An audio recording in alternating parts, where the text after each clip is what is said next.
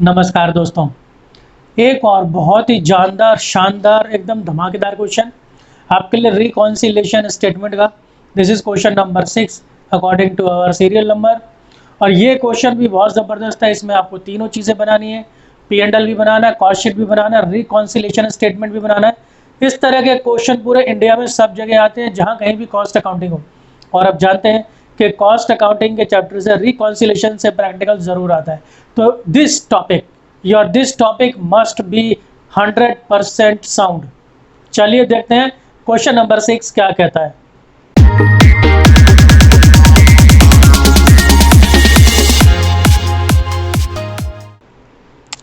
The following figures are extracted from the financial accounts. तो ये भाई आपको दे रखे हैं। अच्छा जी, सेल यहाँ पर दी है 20,000 यूनिट की और ये है 50 लाख रुपए। मटेरियल 20 लाख, वेजेस 10 लाख रुपए, फैक्ट्री ओवरहेड्स 9 लाख रुपए, एडमिनिस्ट्रेटिव ओवरहेड्स 5,20,000 रुपए, selling and distribution overheads 3,60,000, finished goods 1230 unit का है 3 लाख रुपए। वर्क इन प्रोग्रेस आपको दिया है मटेरियल, लेबर, फैक्ट्री ओवरहेड का 60,000, 40,000 और 40,000, total 1,40,000। Goodwill return of 4 lakh, interest paid on capital 40,000। In the costing records, अब कॉस्ट वालों ने क्या क्या लेना है, कैसे बनाना है, वो कॉस्ट वालों के लिए है। Factory overhead is charged at 100% of wages. जो फैक्ट्री ओवरहेड है वो वेजेस का 100% है। Administration overhead 10% of factory cost. जो ऑफिस का खर्चे है वो फैक्ट्री कॉस्ट का 10% है। And selling and distribution overheads at the rate of ₹20 per unit sold. और जो सेलिंग डिस्ट्रीब्यूशन एक्सपेंसेस हैं वो 20 रुपये पर यूनिट सोल्ड है। जितने यूनिट बिके 20 रुपये के हिसाब से। Prepare a statement reconciling the profit as per cost records with the profit as per financial records. अब उसने बस आपको ये कहा है कि रिकॉन्सिलेशन बनाइए। अब रिकॉन्सिलेशन के लिए फाइनेंशियल का डाटा पूरा होना चाहिए, कॉस्ट का डाटा पूरा होना चाहिए, यानी P&L और कॉस्ट शीट हमारे पास होनी चाहिए। तो अब हमें पहले वो बनानी पड़ेगी, फिर रिकॉन्सिलेशन होगा। तो ज़रूरी नहीं है कि वो आपको कहे कि भाई P&L भी बनाओ, कॉस्ट शीट भी बनाओ, फिर रिकॉन्सिलेशन स्टेटमेंट बनाओ। आपको क्वेश्चन को खुद देख कर भी समझना होगा कि इसके अंदर, क्योंकि जब ये दोनों चीज़ें नहीं हैं तो पहले ये दोनों चीज़ें बनानी पड़ेंगी, उसके बाद बनेगा रिकॉन्सिलेशन स्टेटमेंट। चलिए आइए देखते हैं कि भाई क्वेश्चन ये कैसे होगा। सबसे पहले मैं इसमें बनाने जा रहा हूँ कॉस्ट शीट, क्योंकि P&L बनाना इसके अंदर थोड़ा इजी रहता है, क्योंकि हमारा मेन जो कंसर्न होता है वो कॉस्ट शीट होता है। तो भाई पहले कॉस्ट शीट बना लेते हैं। तो कॉस्ट शीट के लिए सबसे पहले अगर मैं क्वेश्चन में देखूँ तो सेल काम का नहीं है, मटेरियल, वेजेस, ये दो चीज़ें मेरे काम की है, दोनों डायरेक्टली दी हुई है।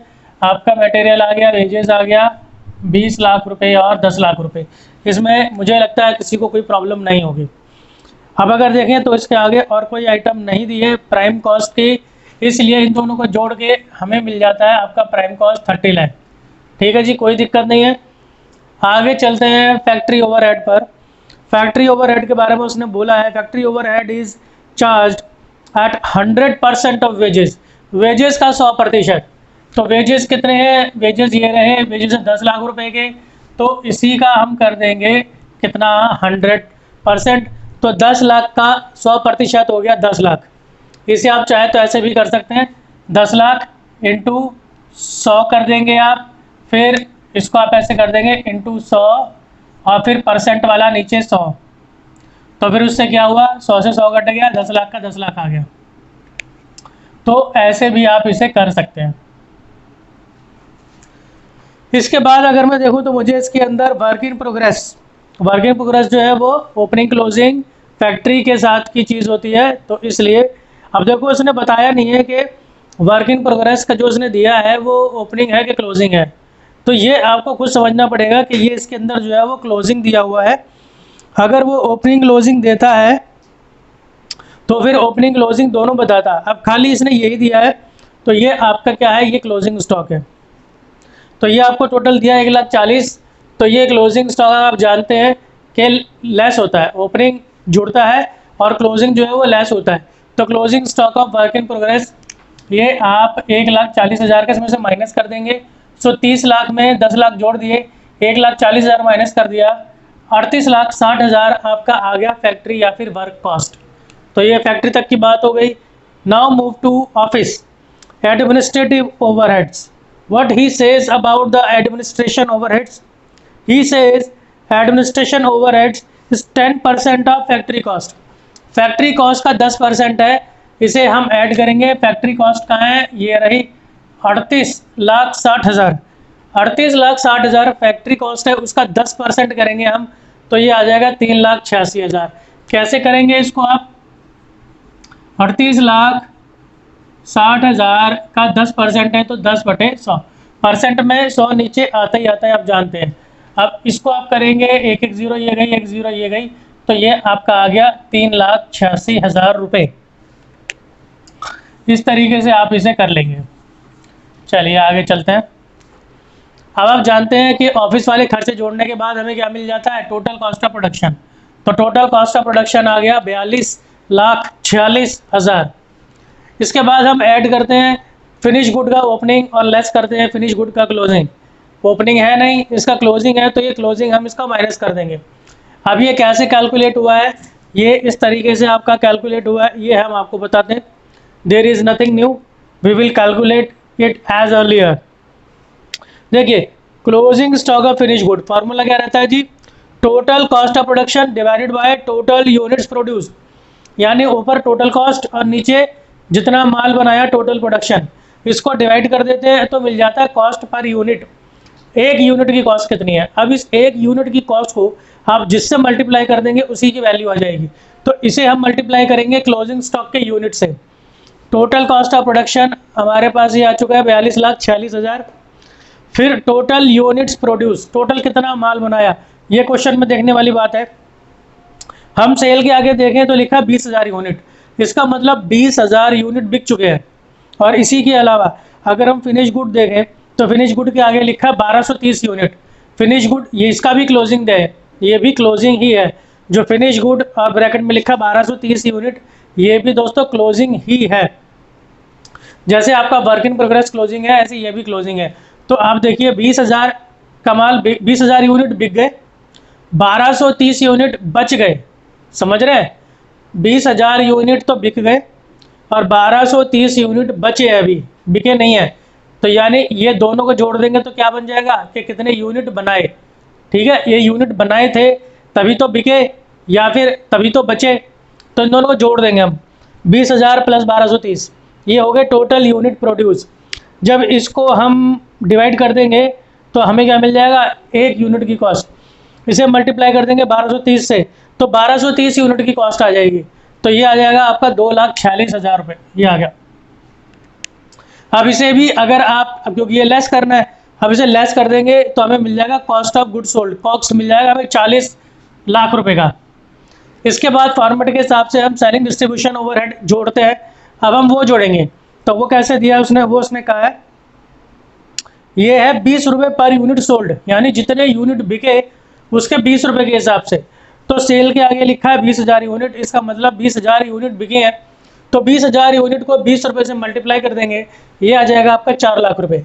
तो जी आपका सेलिंग वाले एक्सपेंसेस भी आ गए। अब इन्हें भी मैं जोड़ देता हूँ तो मुझे मिल जाता है कॉस्ट ऑफ सेल। अब कॉस्ट ऑफ सेल पर आ गए। अब कॉस्ट ऑफ सेल से फिर आप जाइए सेल पर। सेल देखेंगे क्वेश्चन में डायरेक्टली गिवन है 50 लाख रुपए की, तो 50 लाख रुपए की सेल ही आ गई। तो अब हमारे पास ये वाला अमाउंट भी है। अब हम ये निकालेंगे प्रॉफिट बैलेंसिंग फिगर। ये कैसे आएगा? 50 लाख में से आप 44 लाख माइनस कर दो तो ये 6 लाख रुपए आपका प्रॉफिट आ जाएगा। तो आपने इस तरह से करना है। हमारे पास कॉस्ट ऑफ सेल आ जाती है, फिर हम प्रॉफिट नहीं देखते, फिर हम सेल देखते हैं, फिर सेल मिल जाती है, फिर सेल में से हम कॉस्ट माइनस करते हैं, तब हमें प्रॉफिट मिलता है। So in this way we can find out the profit and now we have the profit of ₹6 lakh. तो 6 लाख रुपए का हमारा प्रॉफिट आ गया है।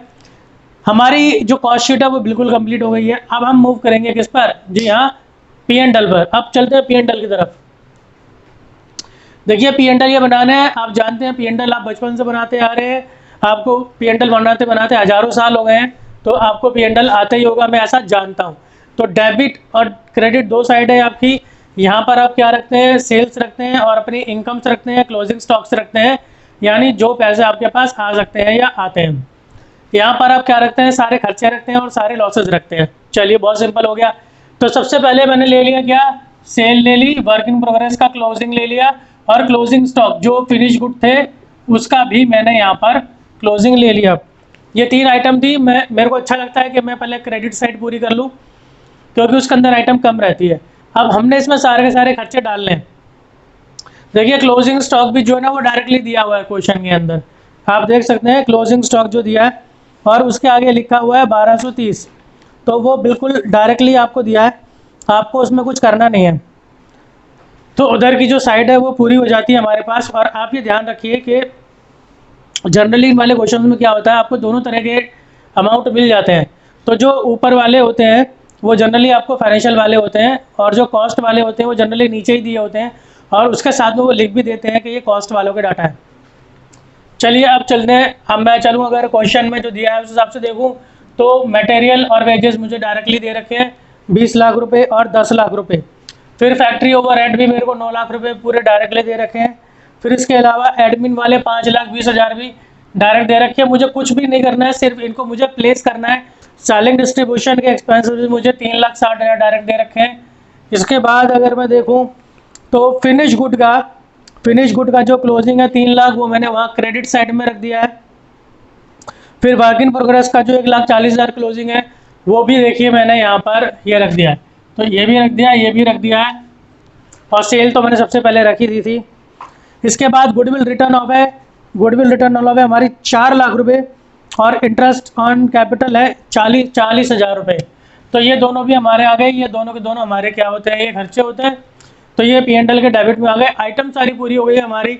अब इसके बाद हम क्या करेंगे, सिर्फ इसका बैलेंस करेंगे और इससे हमें प्रॉफिट मिल जाएगा।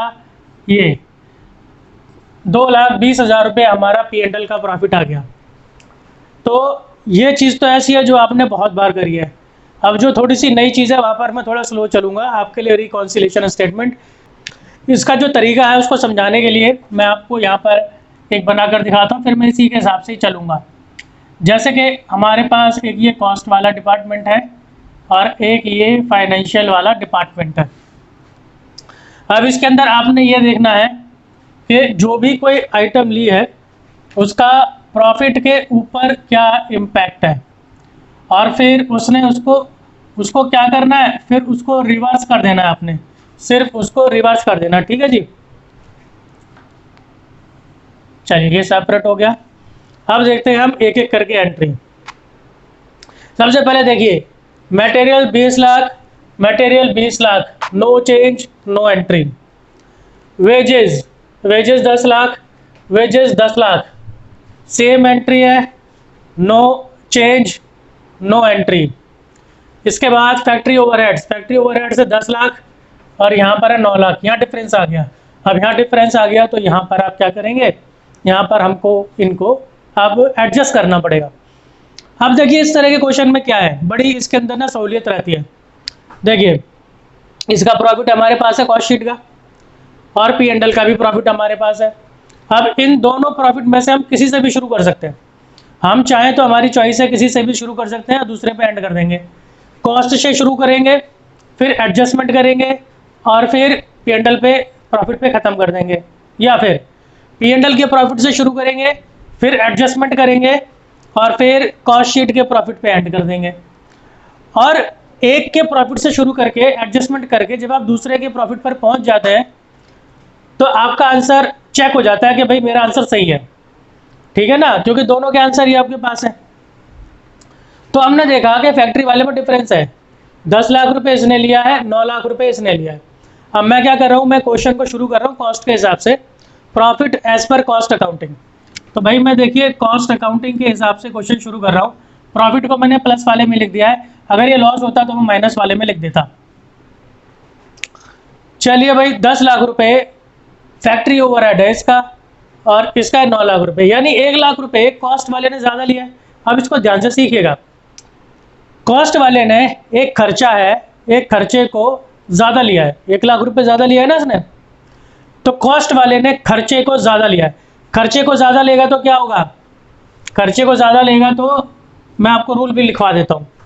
देखिए मैं यहाँ पर रूल लिख देता हूँ। रूल क्या कहता है? रूल कहता है कोई अगर एक्सपेंस है या फिर ओपनिंग स्टॉक है तो उसका प्रॉफिट के ऊपर जो है नेगेटिव इम्पैक्ट होता है, यानी कि उल्टा असर होता है। अगर ये एक्सपेंस अगर आपने ज़्यादा लिया तो जो प्रॉफिट है वो कम हो जाएगा, और अगर ये एक्सपेंस आपने कम लिया तो जो प्रॉफिट है वो ज़्यादा हो जाएगा। सिंपल सी बात है ना। कोई भी एक्सपेंस या ओपनिंग स्टॉक ये वो आइटम्स हैं जो P&L के डेबिट साइड में आती है, और P&L के डेबिट साइड में आएंगी तो प्रॉफिट को कम करेंगी, इतना आपको पता होना चाहिए। दूसरा, अगर कोई भी इनकम है या फिर क्लोजिंग स्टॉक है, उसका सीधा रिलेशन होता है प्रॉफिट के साथ। अगर ये आपने चीज़ ज़्यादा ले ली तो प्रॉफिट भी बढ़ेगा, और अगर कम ले ली तो प्रॉफिट भी क्या होगा? कम होगा। सिर्फ ये आपने ध्यान रखना है। अब आपका पूरा का पूरा स्टेटमेंट आराम से बन जाएगा। चलिए देखते हैं। तो ये एक एक्सपेंस था, पहले तो ये पहचानो कि वो ये है या फिर ये है। तो ये एक्सपेंस है। एक्सपेंस क्या लिया है? ज़्यादा लिया है। एक्सपेंस ज़्यादा लिया है तो प्रॉफिट कम हो गया, तो भाई इसलिए ये प्रॉफिट जो है वो कम हो गया। इसको आप ये कह लो, ऐसे करके लिख लो कि ये कम हो गया माइनस। अब इसको आप उल्टा कर दो, मैं आपको पूरा भी समझा देता हूँ। चलो देखो, अब प्रॉफिट इसका कम हुआ तो इसके कंपैरिजन में इसका प्रॉफिट ज़्यादा हो जाएगा। हम काम किस पे कर रहे हैं? हम काम कर रहे हैं कॉस्ट पे, तो इसे उल्टा कर दो, यानी कि प्लस। तो इसलिए मैंने इसको कर दिया ऐड। कितने से? इसका डिफरेंस से, यानी कि 1 लाख रुपए से। और हम ऐसे ही देखते रहेंगे आगे। चलिए फैक्ट्री हो गया। इसके बाद closing stock. Closing stock 1,40,000 work in progress का, इसका भी 1,40,000 सेम अमाउंट है, नो चेंज नो एंट्री। अब आते हैं एडमिन वाले खर्चों पे। ऑफिस का खर्चा 3,40,000 और यहाँ पर है 5,20,000। इस बार कॉस्ट वाले का खर्चा कम है। मैं कॉस्ट के रेफरेंस से ही क्यों देख रहा हूँ? क्योंकि मैंने क्वेश्चन कॉस्ट अकाउंटिंग से शुरू करा है। आप चाहे तो किसी से भी देख सकते हैं। चलिए, तो इस बार इसका खर्चा कम है। देखिए एक एक्सपेंस है जो कम लिया है, तो यानी प्रॉफिट बढ़ जाएगा। अब अगर ये प्रॉफिट बढ़ गया तो इसके कंपैरिजन में फाइनेंशियल वालों का कम हो जाएगा। हम काम किस पे कर रहे हैं? हम काम कर रहे हैं कॉस्ट पर, तो इसे आप उल्टा कर दो, प्लस का माइनस कर दो। तो इसलिए मैंने इसको लेस किया है, और इसके डिफरेंस के साथ 1,34,000। एडमिन खर्चा था 3,86,000 और ये 5,20,000। इसका जो डिफरेंस है वो लेंगे। देखिए अगर हम फाइनेंशियल वाले से शुरू कर रहे होते हैं तो हम इसका उल्टा कर देते, यानी इसको प्लस कर देते। ठीक है, तो आप कैसे भी कर सकते हैं। चलिए नेक्स्ट, एडमिन का हो गया। Closing stock of finish good 2,46,000। Closing stock of finish good 3 lakh, ये इसने कम लिया है। चलिए फिनिश गुड का क्लोजिंग स्टॉक, ये रहा क्लोजिंग स्टॉक।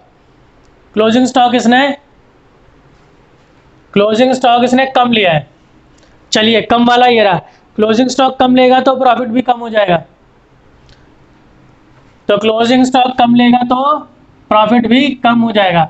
इसके कंपैरिजन में फाइनेंशियल वाले का बढ़ जाएगा।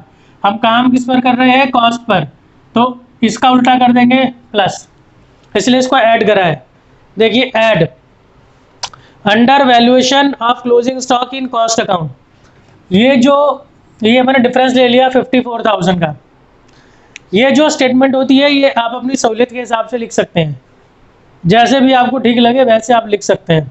मैंने कोशिश की है इजी से इजी यहाँ पर लिखूँ, और अगर आपको कुछ भी समझ में नहीं आता तो जो क्वेश्चन में लिखा है वही चेप दो, या फिर ये 2-4 वर्ड उठा के लिख दो, under valuation, over valuation, in cost account, in financial account, ऐसे बस इतना भी काफ़ी है। चलिए क्लोजिंग स्टॉक हो गया।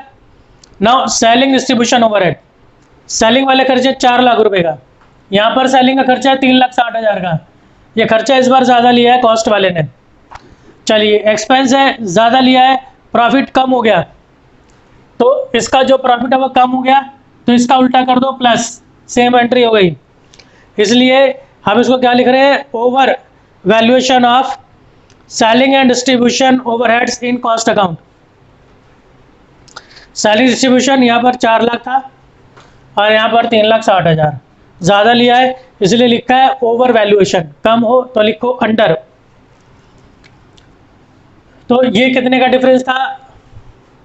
तो ये 40,000 का आएगा हमारे पास, 4 लाख का तो ये है और 3,60,000 का इसका अमाउंट ये है। इसके बाद खत्म, ये खत्म हो गया भाई। यहाँ देखो सारे खर्चे खत्म हो गए हैं।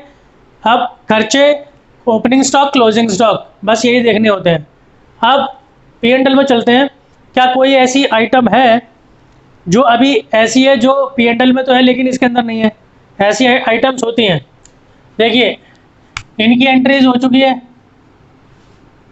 ये इसकी तो हमने करी नहीं है, खैर फैक्ट्री की हमने करी है, एडमिन की हमने करी है, सेलिंग की करी है। ये 2 आइटम ऐसी है जो सिर्फ P&L में आती है, कॉस्ट शीट में नहीं आती है, तो इन दोनों की एंट्री भी होगी।